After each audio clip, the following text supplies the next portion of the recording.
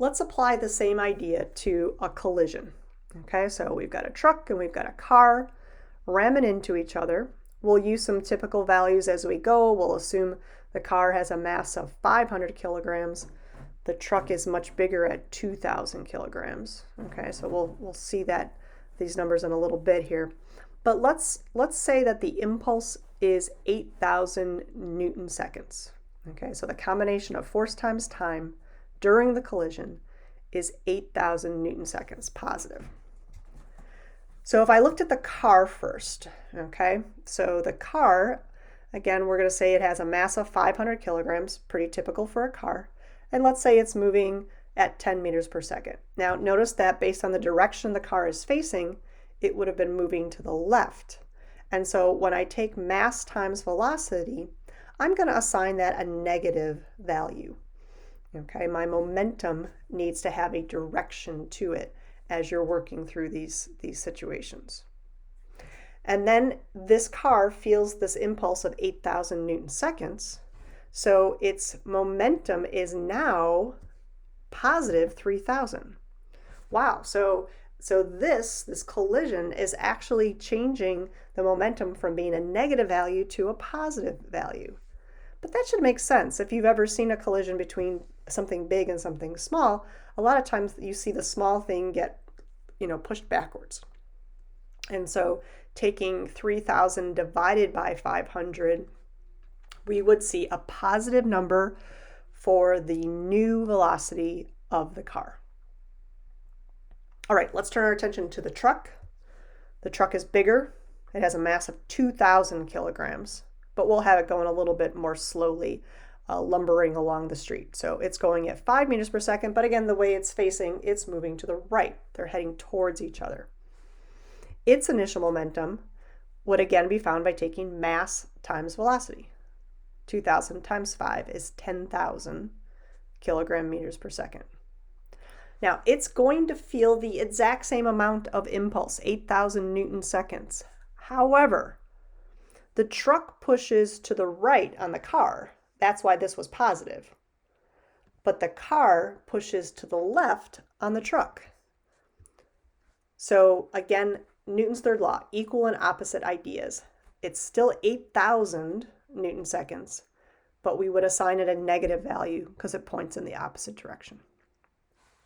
To find my new momentum, I would combine 10,000 initially with this negative 8,000 impulse, and I would get a momentum of positive 2,000 kilogram meters per second.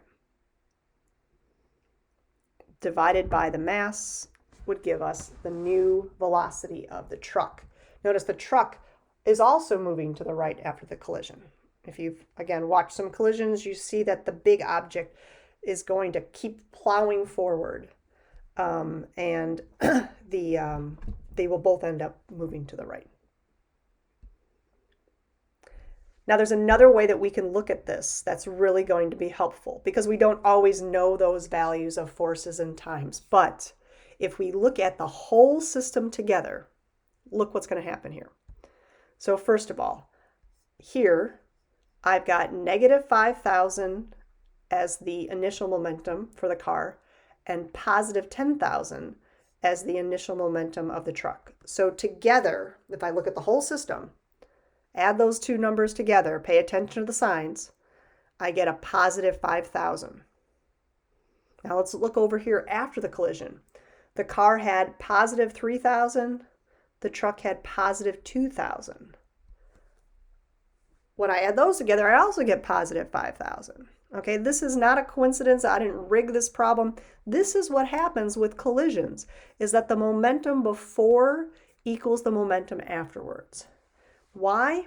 It's because the impulses are equal and opposite. If you look at the whole system, the system felt a positive 8,000 and a negative 8,000 impulse.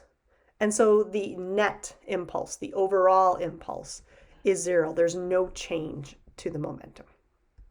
So during a collision or any sort of interaction, so it could be an explosion or something like that as well, if you can find the momentum before and the momentum after the collision, those two numbers are always going to equal each other. That's looking at the whole system, multiple objects that you're looking at. In other words, momentum is conserved. And so we could use the similar notation that we used for energy, the sigma notation. And we can say that the initial momentum, notice the arrow there, pay attention to directions. Initial momentum equals the final momentum. But if we want to look at an individual object, its momentum does change. Okay, that is not like the same value before and after. And so we could look at its initial value, we could combine it with whatever collision impulse happens, and that would determine its final momentum. And then just a reminder that this was an earlier formula from this video, so I would take a minute to get all these jotted down as you move on to the next step in our discussions.